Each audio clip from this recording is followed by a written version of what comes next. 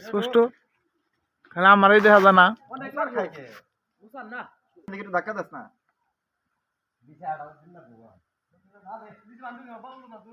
হাসান দক্ষিণ দিকে এই দিকে